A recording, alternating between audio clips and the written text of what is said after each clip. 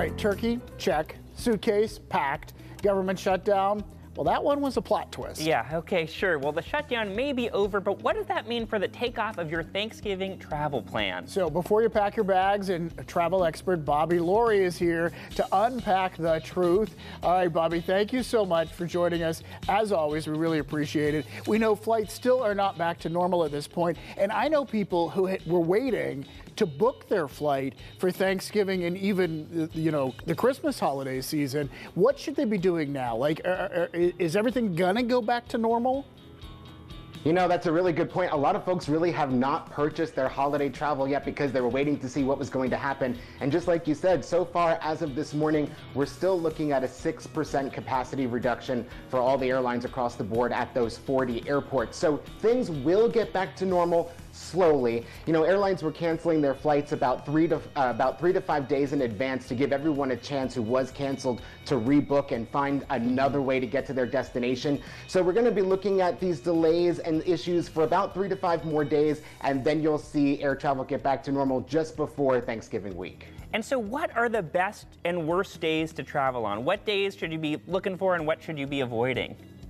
Yeah, so for those folks that haven't yet purchased their tickets, there are some tips. So the best day to travel, surprisingly, is Thanksgiving Day in the morning. It's the most affordable. Most people are where they already want to be, so the airport's pretty calm. And then when you return home, Friday morning, Black Friday, November 29th, you're going to see less crowds. The worst day, though, if you are trying to buy a plane ticket, the worst day you want to travel is Wednesday, the 27th. That's where everyone's trying to get out of town. That's when the airports are going to be packed. And that's when we're hoping that we're going to see air traffic control staffing back to what it was before the government shutdown, because you don't want to see those airplanes stuck on the tarmac either. And then also the worst day, December 1st, the Sunday after Thanksgiving. Yeah. And so talk to us about, like, what, in general, whether you're traveling at any point, the best time of day to travel. Like, I have always heard you should pick an early flight because you're going to have a better chance of not getting You won't get stranded at the end of the day somewhere. It's true. It's true. I mean, I don't know about you guys, but to me, it's like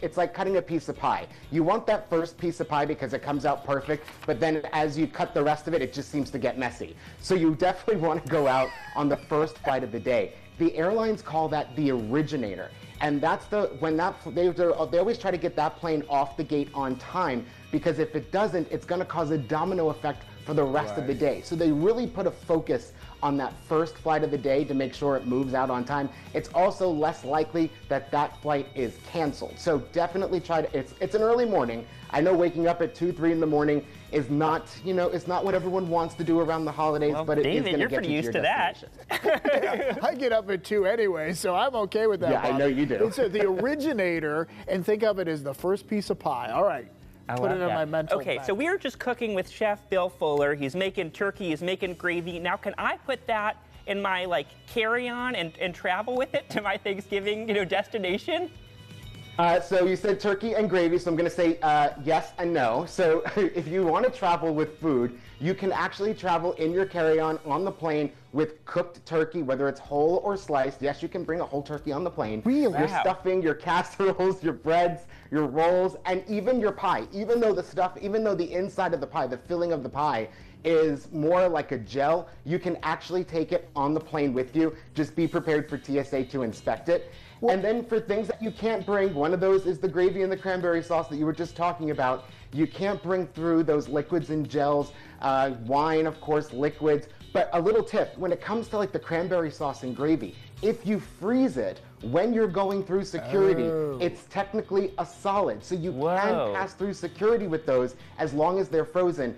Just remember, though, a good tip, if you can spill it, spray it, or smear it, the TSA is probably going to take it away from you. Spill it, spray it, or smear it. But wow, you freeze it. So, but I'm picturing the turkey. I'm still stuck on this. So they're going to put your turkey through an X-ray machine, right? Yes, they would, absolutely. If you want to take it on the plane, of course, it's got to be able to fit in your carry-on and go in the overhead bin. I mean, I've seen stranger things on planes and in overhead bins than a turkey. But yeah, just make sure it fits within your allotted baggage. That sounds like a whole other segment with Bobby Laurie. Yes. How cool to get Yes, it is. How cool to get your Thanksgiving dinner and be able to say we're eating a TSA-inspected turkey. It's like FDA, it's safe, up right? a notch.